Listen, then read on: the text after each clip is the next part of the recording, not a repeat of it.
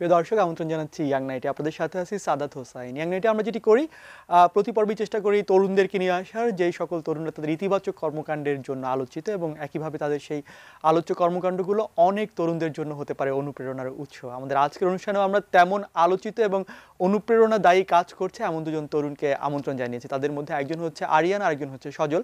তারা দুজনেই ঢাকা বিশ্ববিদ্যালয়ের শিক্ষার্থী এবং দুজনেই কাজ করছে বই নিয়ে। বই নিয়ে কী কাজ করছে?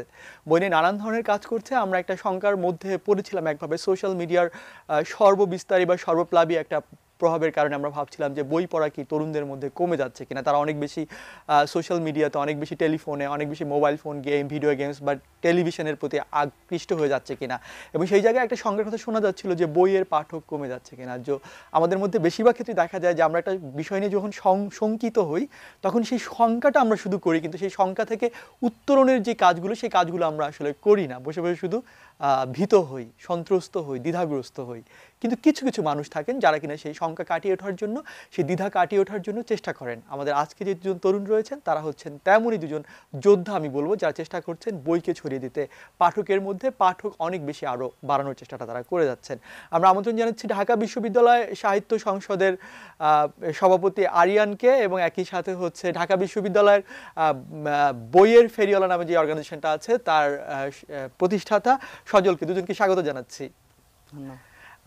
আমরা একটু প্রথমে যাচ্ছি আরিয়ানের কাছে। আরিয়ান, সেটি হচ্ছে যে আমি যেটি বলছিলাম প্রথমে, যে শুরুর দিকটা, যে একটা সময় এসে মনে হয়েছিল একটা অস্থিরতা কাজ করছে বই পড়ার ক্ষেত্রে, পাঠক কমে যাচ্ছে, এরকম একটা অভিযোগ আমরা, আক্ষেপ আমরা শুনতে পাচ্ছিলাম।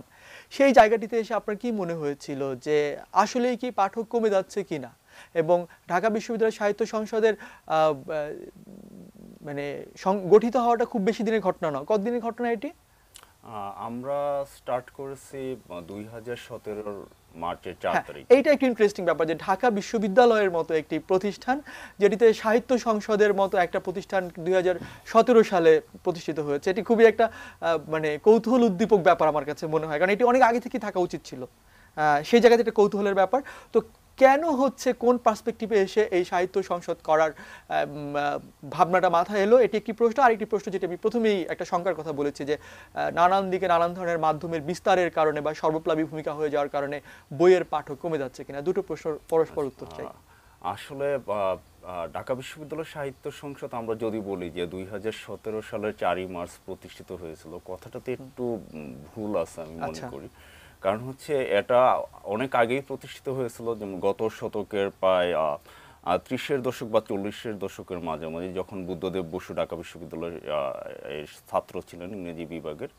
তিনি তখন ঢাকা বিশ্ববিদ্যালয় সাহিত্য সংসদ নামে একটা সংসদ প্রতিষ্ঠা করেছিলেন।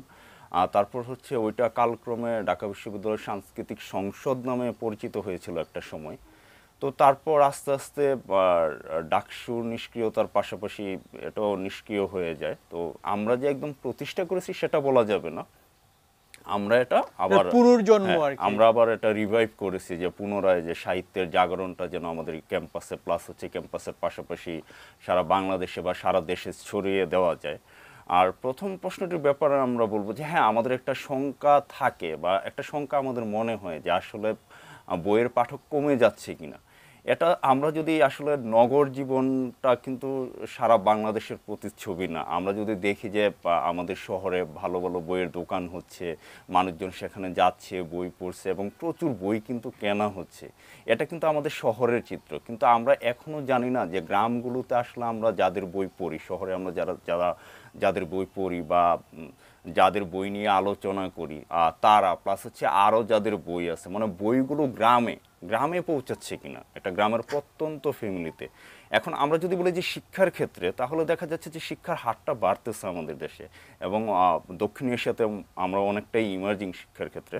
তো সেখানে দেখা যায় যে আমরা কিন্তু শহরের ক্ষেত্রে যে দেখি যে বই কিনতেছি, আমরা বই পড়তেছি, বই নিয়ে আলোচনা করতেছি, বা বিভিন্ন সংগঠন বই নিয়ে কাজ করতেছে, এটা কেন জানি মনে হয় আমার অনেকটাই বেশি শহর কেন্দ্রিক। কিন্তু গ্রামগুলোতে যাচ্ছে কিনা, এবং গ্রামগুলোতে গেলে কাদের বই যাচ্ছে, কোন লেভেলের বই পড়া হচ্ছে, সেটা একটা ব্যাপার। তবে আমি সবসময় আশাবাদী মানুষ। আমার মনে হয় যে এত বই, আমরা যদি বইমেলার চিত্রটা দেখি, প্রতি বছর কোটি কোটি টাকার বই প্রকাশ হয়। এবং আমরা যদি আমাদের প্রকাশকদের কথায় আসি, তাহলে দেখা যাবে যে তারা বইয়ের বিজনেস করে তারা ফ্যামিলি চালাচ্ছেন, গাড়ি করছেন, বাড়ি করছেন। অবভিয়াসলি বই যদি না পড়া হতো তাহলে কিন্তু এই বইয়ের বাজারটা কিন্তু এতটা উঠতো না। হ্যাঁ, আমরা যদিও বইকে মানসিক খোরাক বলি, বই কিন্তু একটা প্রোডাক্ট। আপনাকে মানতে হবে যারা বইয়ের প্রকাশক তাদের কাছে বই একটা প্রোডাক্ট, মানে প্রোডাক্ট সেল করে যেহেতু তারা বেঁচে আছেন। এবং আমি মনে করি যে শঙ্কার জায়গাটা হচ্ছে যে আমাদের ভালো বইয়ের পাঠক কমে যাচ্ছে কিনা, এই এই বিষয়টা একটু চিন্তার আছে। তো আমি মনে করি না যে বইয়ের পাঠক কমে যাচ্ছে। আমরা বই নিয়ে কাজ করতে গিয়ে একটা জিনিস খেয়াল করেছি যে বিগত কয়েক বছর ধরে বই পড়ার একটা ট্রেন্ড বলবো আমি, এটা আবার নতুন করে শুরু হয়েছে। এবং যারা মানে বই পড়তে লজ্জা বোধ করতো বা বইয়ের প্রতি আগ্রহী ছিল না, তারা আবার নতুন করে বইয়ের প্রতি আগ্রহী হচ্ছে। ধন্যবাদ আরিয়ান। আমরা একটু সজলের কাছে যাচ্ছি। সজল, আপনি যেই উদ্যোগটা নিয়েছেন বিশ্ববিদ্যালয়ে, সেটি আমি বলবো যে একটা অসাধারণ উদ্যোগ। আপনারা যেটি করছেন যে যদি ইউনিভার্সিটি ক্যাম্পাসের মধ্যে যারা বই পড়তে চায় তাদেরকে আপনারা গিয়ে বই দিয়ে আসছেন, আপনাদের যে সংগ্রহে যে বইটা আছে। তো আমি এইটা এখানে একটু জানতে চাই যে এই ভাবনাটা মাথায় আসার কারণ কি, এবং এখনো পর্যন্ত আপনারা বই সংগ্রহের এবং বিপণনের যেই প্রক্রিয়ার মধ্য দিয়ে আপনারা যাচ্ছেন, বিপণন না ঠিক মানে সরবরাহের যে প্রক্রিয়ার মধ্য দিয়ে যাচ্ছেন, সেটি আসলে কিভাবে কাজ করছে? আসলে আমি যখন ঢাকা বিশ্ববিদ্যালয়ে ভর্তি হই, আমার গ্রাম থেকে এর আগে কখনো মানে বিশ্ববিদ্যালয়ের পর্যায়ে কেউ পড়েনি। তো আমি যখন ভর্তি হই তখন মনে করলাম যে আমার পরবর্তীতে যারা আসবে তারা যেন উৎসাহিত হয়ে বিভিন্ন বিশ্ববিদ্যালয়, ঢাকা বিশ্ববিদ্যালয় হোক বা অন্য বিশ্ববিদ্যালয়ে ভর্তি হতে পারে। সেজন্য মনে করলাম যে তাহলে তাদের উৎসাহ দেওয়া দরকার এবং পড়াশোনা করা দরকার। তো আমি বই পড়তাম, উপন্যাস, গল্প এগুলো একটু করে পড়তাম। তো মনে করলাম তাহলে আমি একটা গ্রামে পাঠাগার দেবো। সেই লক্ষ্যে আমি বাসা থেকে যে টাকাটা বাবা দিত সেখান থেকে কিছু কিছু টাকা সংগ্রহ করে মাসের শেষে আমি কিছু বই কিনতাম। এবং যেহেতু আমার বাড়ি উত্তরবঙ্গে, 4 মাস 5 মাস পর বাসায় যাওয়া হতো। তো আমার রুমে প্রায় 20 থেকে 30টা বই থাকতো সবসময়, মানে বাসায় যাওয়ার আগ পর্যন্ত। তো তখন মনে করলাম আমি যেহেতু বই পড়তেছি, আমি পড়ি বাংলা বিভাগে, তো আমার বন্ধুরা তো বই পড়তে আগ্রহী, তো আমার বইগুলো তাদের দেব, আবার বাসায় যাওয়ার সময় আমি সেগুলো নিয়ে যাব, ওদের থেকে সংগ্রহ করে নিই। তো এইভাবে যখন দেওয়া শুরু করলাম তা দেখি বন্ধুদের চাহিদা বেশ ভালো। এবং আমি ওই সময় করতাম যে বইটা পড়তাম সেই বইয়ের কিছু লাইন বা ভালো লাগা এবং রিভিউ আমি আমার ফেসবুক দিতাম। তো ওখান থেকেও ক্যাম্পাসের অন্য ডিপার্টমেন্টের বন্ধুরা আমাকে বলতো যে তোর এই বইটা ভালো লেগেছে, তাহলে তুই আমাকে এই বইটা দি, আমি পড়ে আবার তোকে ফেরত দেবো। তো এরকম করে দেখি বেশ ভালোই যে বই অনেকেই পড়তে চায়। তো আমি আর এক দাদার রুমে গিয়েছিলাম, আমাদের বাংলা বিভাগেরই বিমলদা। তো ওনাকে বললাম, দাদা আপনার তো অনেক বই আছে, তো আপনি যদি আমাকে বই দেন তো আমি তাহলে ক্যাম্পাসে বড় করে একটা মানে অনেকের কাছে বইগুলো দিতে চাই। তো উনি বললো যে আচ্ছা ঠিক আছে, তুমি আমার বইগুলো ব্যবহার করতে পারো, নিয়ে যেতে পারো। তো আমি আমার 2 বন্ধু, একজনের নাম সাইদুল আর একজনের নাম সোহেল, আমরা একই বিভাগেই পড়ি। তো ওদের বললাম যে আমি তো এই কাজটা করতে চাই, তোরা আমাকে হেল্প কর। তারা বলে ঠিক আছে আমি হেল্প করব, আমরা হেল্প করব, সমস্যা নেই, 3 জনে মিলে কাজ করা যাবে। তো পরে নাজবুল নামের এক বন্ধু আসলো, আমরা 4 জন মিলে 2016 সালের ডিসেম্বর মাসে আমরা একটা বইয়ের পোস্ট দিয়েছিলাম এবং প্রায় 150টার মতো বই আমরা ওই সময়ই দিয়েছিলাম। তারপরে 2016 ওই সময়ের কিছু পরে আমাদের প্রথম আলো থেকে একটা নিউজ হয়েছিল যে ক্যাম্পাসে এক বইয়ের ফেরিওয়ালা নামে। তারপর থেকে বেশ অন্যরাও বই দেওয়া শুরু করেছে এবং আমাদের কাছে এখন প্রায় 700-800-র মতো বই সংগ্রহ আছে। এবং ঢাবি ছাড়াও আরও বিভিন্ন 7টা বিশ্ববিদ্যালয়ে আমাদের এই কার্যক্রম চলছে। বইয়ের মানে সরবরাহের প্রক্রিয়াটা আসলে কি রকম?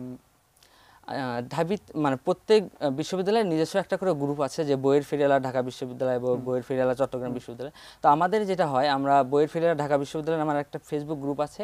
তো আমাদের কাছে যে সংগ্রহের বই থাকে সেই বইগুলোর আমরা একটা লিস্ট দিই গ্রুপে, এবং যারা মেম্বার গ্রুপের তারা তাদের পছন্দ অনুযায়ী বই কমেন্ট করার পর আমার সঙ্গে যে 5 জন, আমি সহ 6 জন এখন কাজ করছি। তো তারা প্রত্যেকের কাছে বই আছে এবং তাদের বই যদি থাকে পাঠক, তো তারা ইনবক্সে নক করে যে আপনি এই বইটা চেয়েছেন, কখন এবং কোথায় নেবেন। তারপরে পাঠকের এবং আমাদের সময় মিলিয়ে আমরা সেই ক্যাম্পাসে যে কোনো জায়গায় বইটা সরবরাহ করে থাকি। এবং বই নেওয়ার সময় পাঠকই সময় দেয়, এবং সেই সময় যখন হয় তখন আমরা আবার যোগাযোগ করে বইটা ফেরত নিই। কি মনে হয় যেতে কি বই মানে ঠিক মতো প্রসিডিউরগুলো হয়, আসলে বই ফেরত পাওয়া যায় সময় মতো? কিছু তো একটু সমস্যা হয়, তবে বেশিরভাগ ক্ষেত্রে পাঠকেরাই আমাদের বেশ উৎসাহ দেয়। কি পরিমাণ পাঠকের আগ্রহ মানে সাড়া পেয়েছেন আপনারা এই ধরনের প্রক্রিয়াতে? কারণ এখন তো ধরেন মানুষ খুব সহজেই হচ্ছে চাইলে ই বুক পাবে অনলাইন থেকে, তো তারা আসলে এত কষ্ট করে কারো থেকে বই নিবে, পড়বে, তারপর ফেরত দিবে, এটিতে তারা কতটুকু স্বাচ্ছন্দ্য বোধ করছে? না, পাঠকরা বেশ উৎসাহী, কারণ আমাদের তো এমনিতেও আমরা সদস্য নিই না বা কোনো সদস্য ফি নেই, কিছু নেই। আর আমরা ওই জন্যে আমাদের যে 6 জনের কাছে আলাদা খাতা আছে। তো আমরা দেখি যে আমরা যদি বইয়ের পোস্ট করি, প্রত্যেক সপ্তাহে করে একটা পোস্ট করি, তো 50+ আমাদের থেকে জন বই নেয়। সেক্ষেত্রে 100টা যদি আমরা বইয়ের পোস্ট করি, তো 60-70টা বই আমরা প্রত্যেক সপ্তাহে দিতে পারি।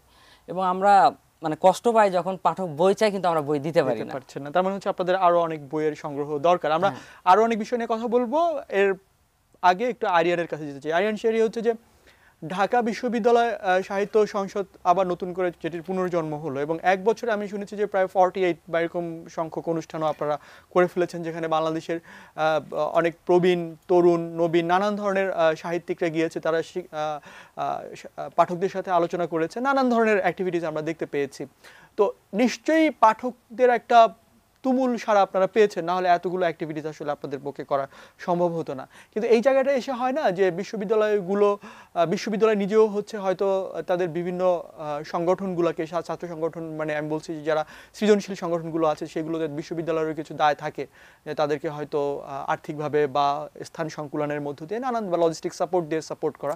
সেটা থেকে বিশ্ববিদ্যালয় আপনাদের কতটুকু সহযোগিতা করছে? এর বাইরে আপনারা আসলে বেসরকারি বা ব্যক্তি বা প্রতিষ্ঠানের কাছ থেকে কী ধরনের সহায়তা পেলে আপনাদের এই কাজটাকে আরও বেশি বেগবান করতে পারবেন বলে মনে করছেন? অ্যাকচুয়ালি আমরা আসলে পাঠকের সারার ব্যাপারটা আপেক্ষিক। আমরা আসলে 48টা আড্ডা করেছি আমরা প্রায় 2 বছরে, এবং এটা আমাদের ক্যাম্পাস ভিত্তিক সংগঠন। যখন ক্যাম্পাস বন্ধ হয়ে যায় তখন আমাদের কার্যক্রমটা একটু স্থবির হয়ে পড়ে, কারণ যাদের নিয়ে আমরা কার্যক্রমটা চালাই তারা তখন ছুটিতে বাড়ি চলে যায়। তবে আর সারার ব্যাপারটা হচ্ছে এরকম, আমরা যখন শুরু করেছিলাম তখন খুবই কম হতো, যেমন 5 জন 10 জন, এবং আমরা সেই জায়গাটা থেকে একটা মানে আমরা এখন প্রত্যেকটা অনুষ্ঠানে একটা গর্ব করে বলি যে আহমদ ছফা কিন্তু বলেছেন যে আড্ডা ছাড়া যে সকল সাহিত্যগুলো হয় সেগুলো আসলে ঠিক ওই মাপের সাহিত্য হয়ে ওঠে না। তা আমরা একটা গর্ব করে বলি যে আমাদের আড্ডাটা এখন একটা ব্র্যান্ড, আমাদের ক্যাম্পাসে ডিওএলএসের আড্ডা একটা ব্র্যান্ড।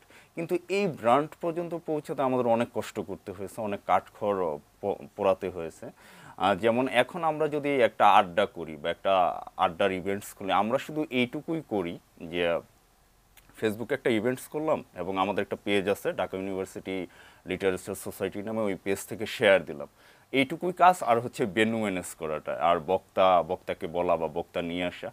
তো দেখা যায় যে এই সাহিত্যের দুর্মূল্যের বাজারে যে এখন ইউটিউব আছে আপনার সময় কাটানোর জন্য, বিভিন্ন ধরনের অনলাইন গেমস আছে, এবং আমাদের আড্ডাটা শনিবারে হয়, এবং শনিবারটা কিন্তু ছুটির দিন, যেখানে আপনি চাইলেই ছুটির দিনটা অন্য যে কোনোভাবে সুন্দর করে কাটাতে পারতেন বর্তমানের ভাষায়। কিন্তু সেইখানে বইয়ের কথা নিয়ে, সাহিত্যের কথা নিয়ে শুনতে আসা লোকজন কিন্তু আসলে একটু অন্যরকম মানুষ হয়ে থাকে।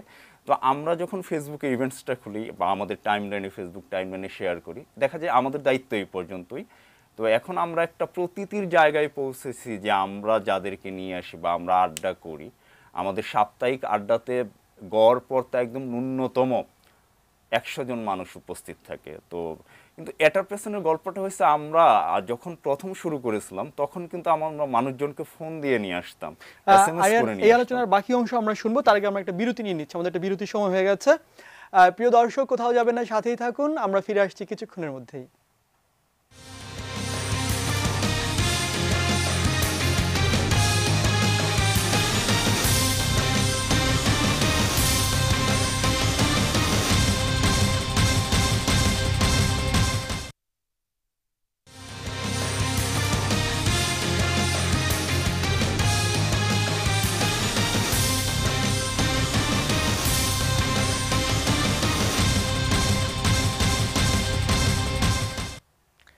প্রিয় দর্শক, আবার আমন্ত্রণ ইয়াং নাইট। আপনাদের সাথে ছিলাম সাদাত হোসাইন, আমার সাথে আছেন আরিয়ান এবং সজল। আমরা কথা বলছিলাম বই নিয়ে। আমি যে প্রশ্নটা করছিলাম আরিয়ান, সেই প্রশ্নটিতে আবার একটু যাচ্ছি। সেটি হচ্ছে যে এই যে আপনারা শিক্ষার্থীরা নানান ধরনের আয়োজন করছেন বই নিয়ে, বইকে ছড়িয়ে দেওয়ার মানুষে, যে থেকে বিশ্ববিদ্যালয় একটি প্রতিষ্ঠান হিসাবে, অভিভাবক হিসাবে আপনাদের কে কতটুকু আসলে সহযোগিতা করছে সেই জায়গাটিতে। আরেকটি ব্যাপার হচ্ছে যে যে কোনো ধরনের অ্যাক্টিভিটিস করতে গেলে আলটিমেটলি আমাদের আর্থিক সঙ্গতির একটা ব্যাপার থাকে। নানান ধরনের ইভেন্ট আপনারা, আমি শুনেছি যে আপনাদের একটা জাতীয় পর্যায়ের ইভেন্ট করার একটা ইচ্ছে আছে। তো এই সেক্ষেত্রে আপনারা কোনো ব্যক্তি বা বেসরকারি, মানে বা আপনাদের ইউনিভার্সিটির বাইরে কোনো ব্যক্তি বা প্রতিষ্ঠানের কাছ থেকে কোনো ধরনের সহযোগিতা পান কিনা, কিংবা না পেলে সেটি আপনারা কিভাবে পেতে চান?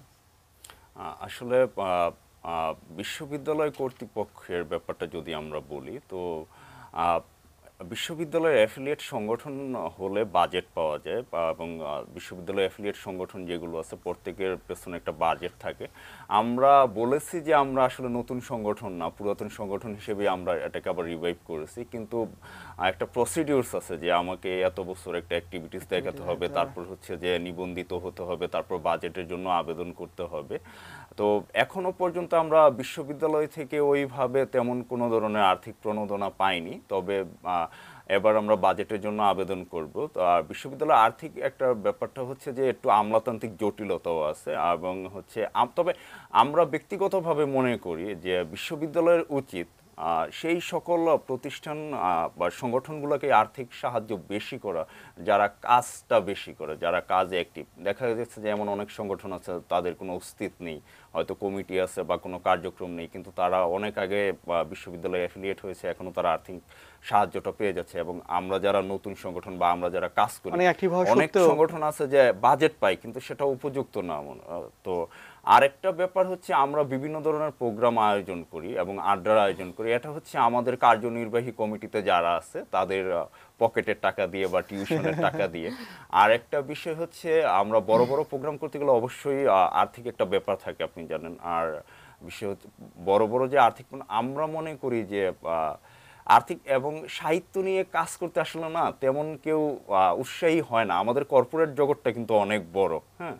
তো দেখা গেছে যে আমরা বড় একটা অনুষ্ঠান ভাবেন হয়তো এটা প্রফিটেবল না, এরকম ভাবেন। হ্যাঁ, যদি আমরা একটা বড় একটা জাতীয় পর্যায়ে অনুষ্ঠান করতে যাই, সেক্ষেত্রে হয়তো অনেক বাজেটের দরকার। তো ওই রকম ভাবে আমরা তেমন এখনই পাইনি। তবে হ্যাঁ, আমাদের কিছুদিন আগে একটা প্রতিযোগিতা হয়েছিল যে বই পড়ুন ল্যাপটপ জিতুন।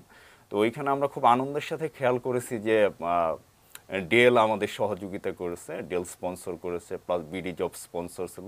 তবে আমি মনে করি যে আস্তে আস্তে, মানে আমরা যদি একটা সাংস্কৃতিক বিপ্লব ঘটাতে যাই বা একটা রেনেসার মতো, ইউরোপিয়ান রেনেসার মতো আমরা যদি আসলেই কিছু আশা করি বাংলাদেশে, সেক্ষেত্রে আমরা মনে করি যে কর্পোরেট জগতের উচিত তাদের কর্পোরেট সোশ্যাল রেসপন্সিবিলিটি বা সিএসআর আমরা যেটাকে বলি, সেটার কিছু অংশ অন্তত সংস্কৃতির ক্ষেত্রে বা বই নিয়ে যারা কাজ করে তাদের প্রতি বরাদ্দ দেওয়া উচিত বলে আমি মনে করি।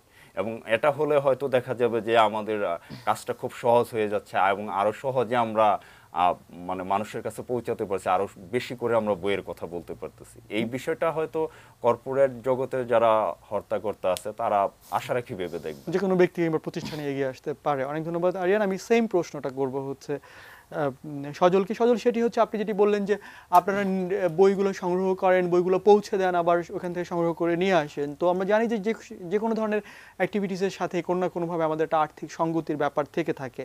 তো সেই জায়গা থেকে আমি আপনাকে বলতে চাই যে আপনাদের কি মনে হয়েছে এখনো পর্যন্ত আপনারা এই অ্যাক্টিভিটিসের সাথে মানে কোনো ধরনের সংস্থা বা কোনো ধরনের ব্যক্তির সহায়তা পেয়েছেন কিনা, যেটি আপনাদের কাজকে আরও বেশি বেগবান করতে পারে? আসলে আমরা যখন শুরু করি তখন নিজেদের থেকেই শুরু করেছিলাম। এখনও বেশিরভাগ ক্ষেত্রে আমরা যে খরচটা হয় নিজেরাই বহন করি। আমরা গত বছর এক বই পড়া প্রতিযোগিতার আয়োজন করেছিলাম, বড় আয়োজন একটু। সেই ক্ষেত্রে আমাদের সাত্তার ভাই নামে এক ভাই ছিল, বা নাজমিন আপা, এরকম কয়েকজন আমাদের সহযোগিতা করেছিল মানে প্রোগ্রামটা করার জন্য। আর এমনিতেই কিছু বড় ভাই আছে, তারা সব সময় যখন আমরা বলি যে আমাদের একটু সহযোগিতা দরকার, তারা চেষ্টা করেন কিছু সহযোগিতা করার জন্য। আর আমাদের কিছু পাঠকও আছেন যারা নিজেরা বই পড়ে, আমাদের থেকে বই নেয় এবং তারা বই কেনার পর তাদের পড়া হলে আমাদের দিয়ে দেয় যে অন্যরাও যেন পড়তে পারে। আসলে হয় কি যে আমাদের বই দেবে কারা, যারা বই পড়ে বা সাহিত্য ভালোবাসে তারাই। এই ক্ষেত্রে হয় কি, যারা বই পড়ে বা সাহিত্য ভালোবাসে তারা বইকেও ভালোবাসে, নিজে কেনে, আবার ওই বইটা যে আমাদের দেবে যে অন্যরা পড়ুক আর আমাদের দেবে, এটা কিন্তু দেয় না, কারণ তারা বইকে ওইভাবে নিজের মনে করে। আর আমরা যেহেতু আমাদের বইগুলো যে আমরা দেই, সেই ক্ষেত্রে হয় কি, বই 10 জন বা 5 জন যদি পড়ে, বইয়ে কিন্তু হয়তো বা একটা পৃষ্ঠা ছিঁড়ে যায়, কারো অভ্যাস আছে যে দাগ দিয়ে পড়া। এখন যার ব্যক্তিগত বই সে তো ওইভাবে দেয় না, সেই জন্য আমাদের একটু কষ্টকর নতুন নতুন বই সংগ্রহ করা। আমরা পাঠক চাইলেও সব ধরনের বই দিতে পারি না, বা আমাদের ওই সামর্থ্যটা নেই এখনো যে তাদের চাহিদা মতো আমরা বই সরবরাহ করব। অনেকেই বলে যে পাঠক নেই, কিন্তু আমরা তো দেখি অনেক পাঠক, আমরা আছে, বই চাহিদা দিতে আছে, পারছি কিন্তু না। সরবরাহ করতে হ্যাঁ। পারছেন না। আরেকটা জিনিস হচ্ছে আপনারা বই তো সংরক্ষণেরও একটা ব্যাপার থাকে আর কি, তো বইগুলো আপনি যখন কোথাও রাখতে হয় সেটি যেন পোকায় না ধরে ফেলে, স্যাঁতসেঁতে জায়গায় না থাকে, এই সংরক্ষণের জায়গাটাও তো আপনাদের জন্য ডিফিকাল্ট। আপনারা নিশ্চয়ই নিজের রুমেই রাখেন বইগুলো, তাই না? হ্যাঁ, আমাদের আলাদা তো রুমে, কোনো জায়গা নাই হ্যাঁ, আলাদা আপনাদের কোনো জন্য, জায়গা নেই। জায়গা নাই আর কি। আমাদের হয় কি, হলে তো সিট ডাবল সিট, আমি ডাবল বেডে থাকি, আমার সাথে থাকে আমার এক সিনিয়র দাদা বিকাশ দা। তো আমাদের যে একটা টেবিল থাকে বেডের সঙ্গে, তো ওই টেবিলে শুধু আমার বই, ওনার আর কিছু নেই। মানে উনি বলেছে আচ্ছা তুমি বইয়ের যেহেতু কাজ করো, তুমি এটা একাই ব্যবহার করো, আমার ব্যবহার করা লাগবে না। গুড, উনি খুব ভালো একটা কাজ করেছেন। আরিয়ান, কি মনে হয় বাংলাদেশে তরুণদের মধ্যে বই পড়া, বই নিয়ে কিছুক্ষণ আগে আপনি একটা কথা বললেন যে না, বই প্রকাশকরা তো এখন অনেক বড়লোক প্রকাশক আছে, বই বিক্রি করে হয়েছে, কিন্তু এটি আসলে সামগ্রিক চিত্র না, এটি খুবই খণ্ডিত এবং আইসোলেটেড একটি চিত্র, যেটি দিয়ে আপনি পুরো বইয়ের শিল্প বা মার্কেটটাকে আপনি দেখতে পারেন না। যেমন ধরেন, যদি আপনি দেখেন যে একটা সময় আদি সুপার মার্কেট পুরোটা ছিল বইয়ের মার্কেট, সেখানে এখন হয়ে গেছে পোশাকের মার্কেট। শুধু আদি সুপার মার্কেট না, আমরা অনেক জায়গায় দেখেছি বাংলাদেশের, ধরেন গ্রাম অঞ্চলে বা শহরে বা মফস্বলে প্রচুর বইয়ের লাইব্রেরি আমরা দেখতে পেতাম, যেখানে হচ্ছে মানে ক্লাসের বইয়ের বাইরে হচ্ছে ফিকশন বা এই ধরনের বই বিক্রি হতো। সেই মার্কেটগুলো এখন সংকুচিত হয়ে গেছে। এটিকে আসলে আমরা অস্বীকার করতে পারবো না চাইলেই, কারণ পাঠক যে কমেছে সেটি আসলে প্রকাশকরাও বলেন। এখন জায়গাটি হচ্ছে এখানে যে এই যে তরুণরা বই বিমুখ হয়ে উঠছে, একটা সংখ্যা তো নিশ্চয়ই আছে যারা কিনা হচ্ছে বই বিমুখ হয়ে উঠছে, সেই জায়গাটা থেকে কি মনে হচ্ছে যে এই তরুণদেরকে আবার বইমুখী করে তোলার পেছনে, মানে তারা হঠাৎ করে বই থেকে মুখ ফিরিয়ে নেওয়ার কারণ কি হতে পারে, যদি মুখ ফিরিয়ে নেয় আর কি, আর তাদেরকে ফিরিয়ে আনার কি প্রচেষ্টা নেওয়া যেতে পারে যাতে করে তারা আরো বেশি বইয়ের প্রতি আগ্রহী হবে বলে মনে হয় আপনার? আচ্ছা, বইয়ের প্রতি ফিরে আনার চ্যালেঞ্জটা কিন্তু অনেক বড়, অনেক বড় ধরনের একটা চ্যালেঞ্জ। কারণ হচ্ছে যে একটা সময় ছিল যে আমরা এমন একটা সময়ে আমরা বড় হয়েছি যখন আমাদের বিনোদন বলতেছিল হয় বাইরে গিয়ে খেলাধুলা করা, না হয় বই পড়া, বা না হয় অন্য কোনো এক্সট্রা কারিকুলার অ্যাক্টিভিটিসে অংশ নেওয়া। কিন্তু তারপর দেখা যাচ্ছে যে এখন এমন একটা সুযোগ সুবিধা আমাদের চলে আসছে যে আমি আবারও বললাম যে অনলাইনের যে বিষয়টা বা দুনিয়া কিন্তু খুব ছোট হয়ে আসছে, এবং আমরা বিশেষ করে অনলাইনে কিন্তু খুব বেশি অ্যাক্টিভ হয়ে যাচ্ছে, যে ফেসবুক, টুইটার, লিঙ্কডইন, তারপর হচ্ছে বিভিন্ন অনলাইন গেমসগুলো। এই গেমসগুলো বা এই অনলাইন অ্যাক্টিভিটিসটা শুধু কিন্তু শহরে সীমাবদ্ধ নেই, আর এটা গ্রামেও চলে গেছে, এবং গ্রামের তরুণরাও কিন্তু এই অনলাইনে আসক্ত। আরেকটা বিষয় হচ্ছে যে বিদেশি সিনেমা বা সংস্কৃতির যে আগ্রাসনটা, সেটাও কিন্তু এখন দেখা যায় যে যেসব ফ্যামিলিতে আগে বই পড়ার জন্য বাবা মা উৎসাহিত করতো, এখন সেসব ফ্যামিলিতে বাবা মারা এই বিদেশি সিরিয়ালে বা বিদেশি চ্যানেলে সারাক্ষণ বসে থাকে, ছেলে মেয়ে মোবাইল দিয়ে সময় কাটাচ্ছে। যে আরেকটা সময় ছিল আমাদের যখন পাড়ায় পাড়ায় লাইব্রেরি ছিল, বই দাঁড় নেওয়া, বই নিয়ে আলোচনা করা, যে আমি অমুক বইটা পড়েছি, আমার এটা ভালো লেগেছে, সত্যজিৎ রায় ভালো লাগলো, জাফর ইকবাল ভালো লাগলো। তো এখন আর সেই জিনিসটা হয় না, এখন আমরা অনেক বেশি সেলফ সেন্টার্ড হয়ে গেছি, নিজেকে নিয়ে মগ্ন থাকি। তো এতে করে হচ্ছে যে বই পড়ার যে আন্দোলনটা, সেটা হচ্ছে যে আপনি যেটা বলেছেন সেটা ঠিক, যে আমরা যদি শহরে যে চিত্রটা দেখি আর গ্রামের যে চিত্র, সেটা কিন্তু টোটালি আলাদা। পাড়ায় পাড়ায় একসময় পাঠাগার ছিল, এবং কিছু মানুষ হলেও বই পড়তো, এখন পাড়ায় পাড়ায় পাঠাগার দেখা যায় না। এবং হচ্ছে আমরা জেলা শহরগুলোতে যদি দেখি, উপজেলা শহরগুলোতে দেখি যে লাইব্রেরিগুলো আসে, ওগুলো আসলে একদম নোট বইয়ের কারাগার বলা যায়। নোট বই বা বাইরের কোনো, যেটা আমরা আউট বই বলি, যে বাইরের কোনো বই ওনারা রাখেন না, চলে না, বা এরকম। তো অ্যাকচুয়ালি আমি মনে করি হতাশ হওয়ার কিছু নেই, কারণ হচ্ছে একটা সময় কিন্তু মানে মানুষকে কিন্তু বইয়ে ফিরতে হবে, এটা আমি সব জায়গায় বলি যে আমাদের আবার বইয়ে ফিরতে হবে, হয়তো আমাদের এই নগর জীবন ছেড়ে আবার আমাদের অরণ্যের দ্বার প্রান্তে পৌঁছাতে হবে ভালোভাবে বেঁচে থাকার জন্য। আমি মনে করি এই আসলে অনলাইনটা কিন্তু আমাদের শেখাচ্ছে না যে আমি অনলাইনকে নেগেটিভভাবে ইউজ করব কিনা, কারণ অনলাইন একটা নিষ্ক্রিয় সত্তা, একে আপনি পজিটিভলি ইউজ করতে পারেন, নেগেটিভলি ইউজ করতে পারেন। যেমন আমরা যদি পজিটিভ ইউজের কথা বলি বইয়ের ব্যাপারে, অনলাইনে কিন্তু অনেক পিডিএফ পাওয়া যায় যেগুলো আমরা আসলে কিনে পড়ার এফোর্টটা হয়তো আমরা ছাত্র জীবনে করতে পারবো না। সেক্ষেত্রে আপনি কিন্তু চাইলে অনলাইনে পিডিএফের বইও পড়তে পারেন, অনলাইনটা কীভাবে ব্যবহার হচ্ছে সেটা আমাদের দেখতে হবে।